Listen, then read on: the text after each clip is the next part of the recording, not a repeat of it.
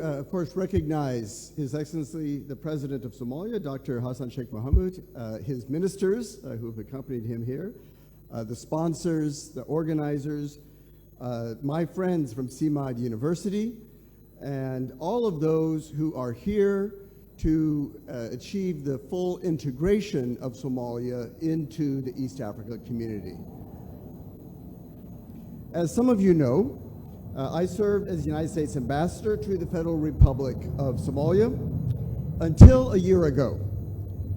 So our diplomatic relations with Somalia are now led by Ambassador Richard Riley, who recently arrived. He is leading our embassy team to further strengthen our partnership with Somalia's federal and state governments and with the Somalia's people. I am pleased that our country's role in supporting Somalia's revival is led by such a superb and skilled, highly experienced, intensely dedicated diplomat. So, I am now a professor at the Lyndon Baines Johnson School of Public Affairs, which is a graduate school of the University of Texas, my home state. When a couple years ago, I was contemplating life after diplomacy, Soomaaliya University leaders, including Dr. Tahir Hassan, invited me to meet and speak with their students. I was inspired by their impressive abilities and their great commitment to Somalia. So that encounter with the students led me to considering an academic career, which is what I'm doing now. So that encounter with Soomaaliya University had a profoundly positive effect on me and my family. I am grateful. So what brings me back to Somalia, back home? I am here courtesy of the White Star Business Group, which I recently joined as a part-time strategic advisor. Our Chief Executive Officer, Amira Elmi, is here somewhere. Oh, I don't see her. Oh, here she is. So I'm very grateful to my new colleagues. And among White Star's clients are Salam Somali Bank and Hormuz Telecom Somalia. We just heard from the highly esteemed CEO. So they are, of course, among the sponsors, and they also made it possible for me to be with you today, so I want to express my gratitude to them as well.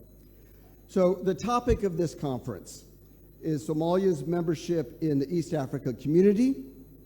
Somalia joined the East Africa community on 24 November, so that is exactly to the day 7 months ago. The EAC, after a period of dormancy, was reconstituted in 2000 as one of Africa's premier regional economic communities. I want to say, from my experience at our American embassy in Dar es Salaam, our ambassador there is double-hatted. He also is accredited to the EAC headquarters in Arusha. So from my experience there, I came to learn of all of the value that the EAC as an organization brings to its member states. Regional economic integration is the East Africa community's top goal. Somalia has always played a key role in Greater East Africa's business and trade affairs. The Somali people have earned admiration worldwide for their ingenuity, their business acumen, and the tremendous capacity for hard work. That's what they're known for a very good reason. Next week, I will attend Somali Week celebrations in Minneapolis, Minnesota. I'll give a shout out to my friend Mohammed Farah, who is among the prime organizers of Somalia Week. It's a big national event in the United States. Top Minnesota leaders and national leaders will speak out about the great contributions of Somali Americans in the advancement of their American communities. We recognize and appreciate the contributions of our fellow citizens who have Somali origins.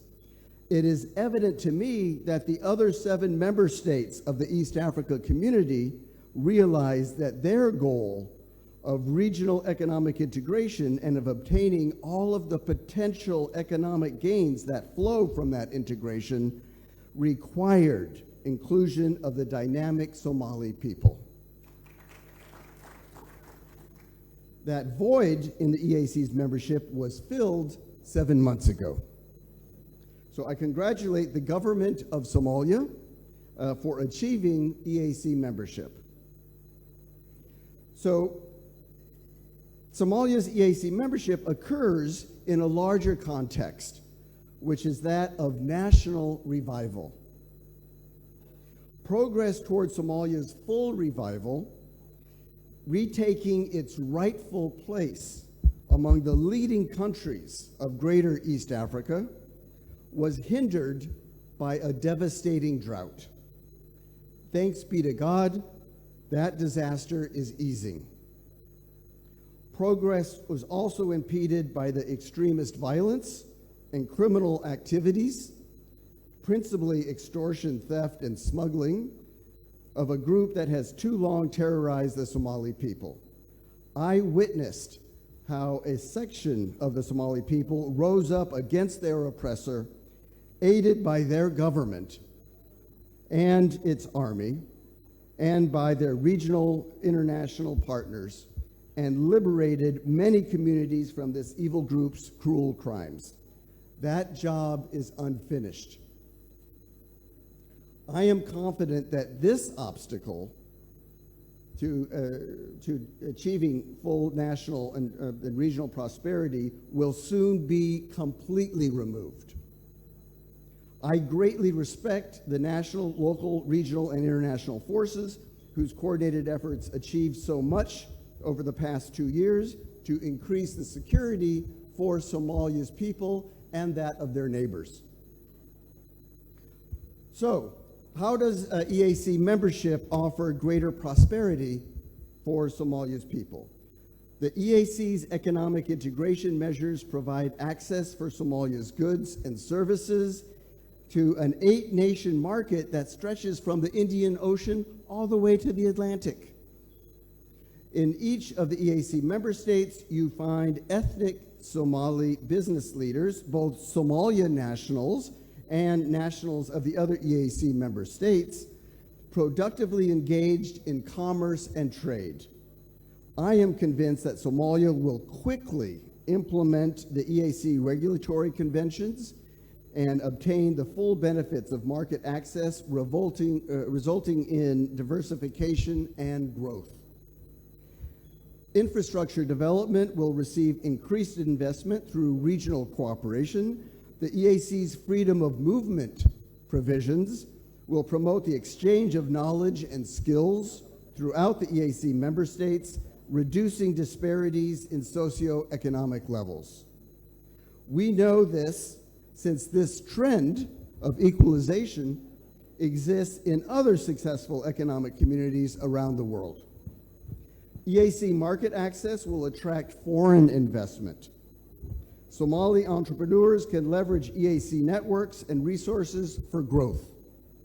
Key sectors like agriculture and fisheries will benefit from regional cooperation and innovation.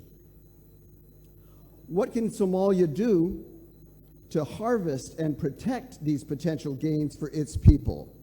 Adopt and implement the suite of reforms that will align Somalia with the EAC standards. Progress is being made on that. Just recently, there was a major step forward, and that will continue. Inform Somalia's citizens about the importance of these standards.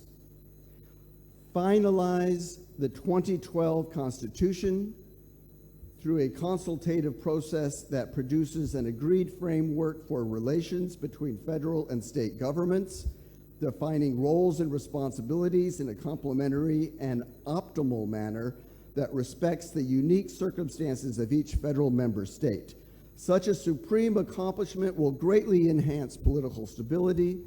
The history of my own country shows how this process is both challenging and vital to national stability.